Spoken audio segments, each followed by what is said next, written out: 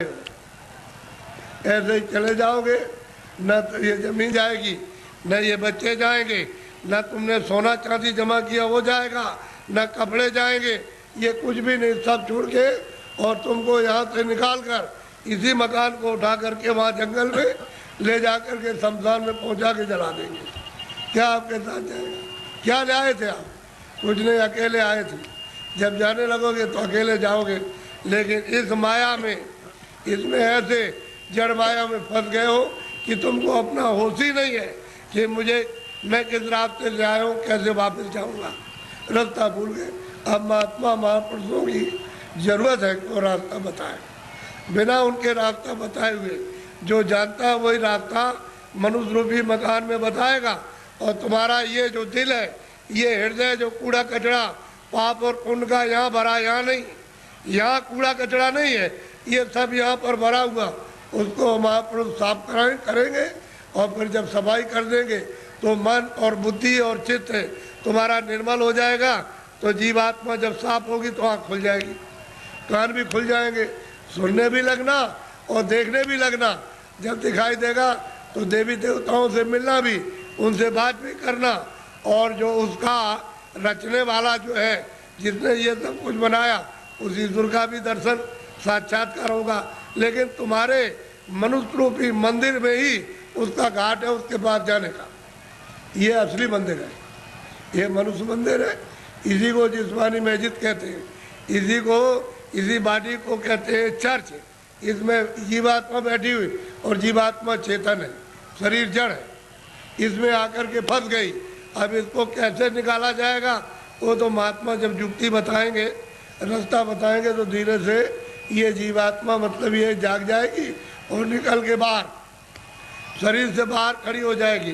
कैसे खड़ी होती है? जैसे मृत्यु के वक्त में जबरदस्ती निकाल के बाहर कर दिया, शरीर ये पड़ा। ऐसे ही साधन भजन करने पर जीवात्मा अलग हो जाती है और शरीर ये पड़ा वो अलग हो गई। तभी तो आप परमात्मा को देख सकोगे। जीत है जी, सबने कहा है कि मनुष्य रूपी मंदिर में जीवात्मा को घाट पर ला करके जगाओ तो दिव्य नेत्र ज्ञान चक्षु खुल जाए, तो जीते जी भगवान को पाओ। अरे भाई, मीरा ने जीते जी पाया, तुलसीदास ने जीते जी पाया, रैदास जी ने जीते पाया। जब कलयुग में इन लोगों ने जीते जी बहुत महात्मा महापुरुषों ने और सेवकों ने प्राप्त कर लिया, वैसे आप भी कर सकते हो। लेकिन कोई महापुरुष प्राप्त करने वाला मिलना चाहिए, वो नहीं मिलेगा तो जीवन अपना ऐसे ही चला जाएगा।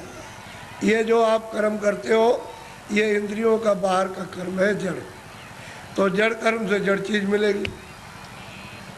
जड़ कर्म करोगे, इंद्रिया जड़ है, आँख भी जड़ है, कान भी जड़ है, मुख भी जड़ है, हाथ भी जड़ है, पैर भी जड़, ये सारा शरीर जड़ और ये सब सामान जड़ है। तो तुमने जड़ की पूजा, जड़ की प्रार्थना, जड़ का काम और जड़ के कपड़े और जड़ का जल और जड़ की अग्नि, जड़ की वायु, ये सब जड़ का। तो आप इसमें फंस जाओगे तो आपको जड़ चीज मिल जाएगी। और इस जीवात्मा को जब जगा लोगे मनुष्य मंदिर में, तो फिर आपको चेतन मिलेगा। जीवात्मा चेतन है, चेतन का चेतन से भजन करोगे तो चेतन मिल जाएगा। ये जड़ है, शरीर जड़, और ये सब साधन सामान जड़। तो आप लोग इसमें उलझ गए और फंस गए। लेकिन ये पूजा जो सच्ची है, आत्म पूजा, परमात्म पूजा, ये आत्मा की और देव पूजा, वो तो आप नहीं कर पाते। वो तो मनुष्य रूपी मंदिर से उसका रास्ता है, तब आपको मंदिर मिलेगा। वो तो चमकता है मंदिर, वो तो रोशन मंदिर है। वहाँ तो अंधेरा होता नहीं है, वहाँ तो बिजली जलती नहीं है, सूरज निकलता नहीं है, वहाँ मतलब वहाँ रात्रि होती नहीं है, इस तरह के पाप और पुण्य नहीं।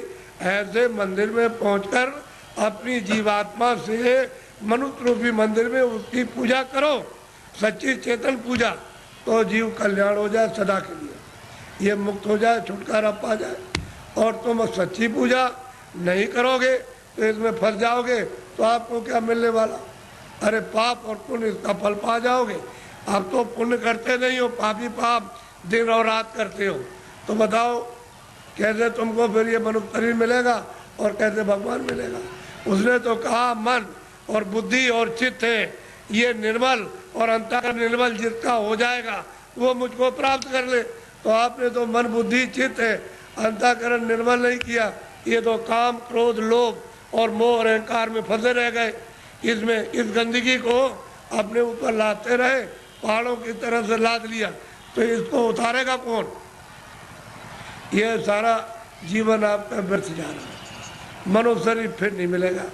4 खाने बनाइए, पशु योनि, पंछी योनि, कीड़ों की योनि, थल की योनि, इसमें से निकाल के उसमें बंद कर देगा, तो कभी कुत्ते की योनि में, कभी बिल्ली की योनि में, कभी चूहे की योनि में, कभी गाय की योनि में, कभी शेर की योनि में, कभी मछली की योनि में, और कभी मगर की योनि में, कभी जीव जंतुओं में, इसमें बंद कर देगा। और अपना कर्जा जो आपने लाद लिया उसके देश में, वो लेना देना पड़ेगा। ये कर्जा का देश है बच्चा, ये देश अपने घर में जाने का नहीं है। कर्जा ले और दे, कर्जा ले, कर्जा तुम ले लोगे तो मैं ब्याज के उसको चुकाना, और आप चुका नहीं सकते हो, तो कर्म कर्जा है। जो पाप पुण्य करते हो यहीं पर देना आपको, यही आपको जन्म लेना, यही मरना। इससे छुटकारा इस जीव का नहीं हो सकता। और जब जब मनुष्य शरीर मिला तब तब आपने बर्बाद कर दिया। अब की मिला उसको भी ऐसे ही गंवाए देते हो। ये फिर शरीर मिलेगा, अब की बार हाथ से चला गया तो ये गांव आपको, ये बच्चे आपको, ये सब कुछ देखने को आपको नहीं मिलेगा। वो दूसरी योनि में कई जंगल में बंद कर देगा, वहाँ करोड़ों वर्षों तक भटकते रहो, रोते चिल्लाते रहो उस दुख और दर्द में। कौन सुनवाई करेगा? और नरकों में भेज दिया तो वहाँ कितने नाम के नरक हैं, उसमें सजाएं देगा, वहाँ से लौट के आ नहीं सकते हो। इस मनुष्य शरीर को सार्थक करो। किसी महात्मा की खोज करके उससे पूछो भगवान के मिलने का कौन सा रास्ता है, तो जो जानता होगा रास्ता तुमको मनुष्य शरीर में बताएगा। फिर घर में आके दिन में खेती करो, दुकान और दफ्तर का काम करो, शाम को बच्चों की सेवा करो, और 1 घंटे का समय लगाकर मनुष्य रूपी मंदिर में सच्चे भगवान का अपनी जीवात्मा से भजन, तब वो परमात्मा मिलेगा जीते जी। मरने के बाद बच्चा मिलने वाला नहीं है। तुम ये सोचते हो कि मेरे लोग पीछे के चले गए, वो स्वर्ग चले गए, उनकी कोई चिट्ठी पत्री तुम्हारे पास में आई है कि मैं स्वर्ग में पहुंच गया हूँ, और तुम यहाँ बैठे हुए हो स्वर्ग के दरवाजे पर, और तुमको भी पता नहीं स्वर्ग क्या चीज़ है। अरे दरवाजे पे बैठे हो, इधर मनुष्य शरीर का दरवाजा, उधर स्वर्ग का दरवाजा, और मनुष्य शरीर में बैठ करके स्वर्ग में नहीं जा सकते हो, तो मरने के बाद पहुंच जाओगे। उनकी तो कोई चिट्ठी पत्री नहीं आई कि मैं यहाँ पहुंच गया हूँ, तुम भी चले आना, तुम भी चले आओगे। और न तुम जानते हो कि मेरे जाने वाले घर के कहाँ गए, उसका पता तुमको नहीं है। इसलिए मनुष्य शरीर के द्वारा अगर तुम पहुंच गए स्वर्ग में तो पहुंच गए, और ऊपर चले गए तो चले गए, और नहीं पहुंचे तो स्वर्ग जाने वाले मरने के बाद नहीं हो। इसलिए खोज करो कि मनुष्य मंदिर है, ये असली मंदिर में घंटे घड़ियाल 2400 घंटे परमात्मा के बज रहे। लेकिन तुम्हारी अगर आँख बंद हो जाए, कान बंद हो जाए, तो बाहर से न तो सुनाई देगा न दिखाई देगा। इसी तरह से तुम्हारी अंदर की दिव्य आँख और दिव्य कान तुम्हारे बंद हो गए तो सुनाई और दिखाई नहीं देता।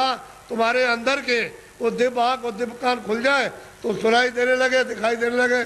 मंदिर में सच्ची आरती करो तो खुश हो जाएगा, प्रसन्न हो जाएगा, तुम्हारा हो जाएगा कल्याण। पूजा करो, प्रेम के साथ पूजा कर लो, लेकिन देवता से ये कहो कि मुझे सद्बुद्धि दो कि मनुष्य रूपी मकान में बैठकर मैं अपनी जीवात्मा को जगाऊं।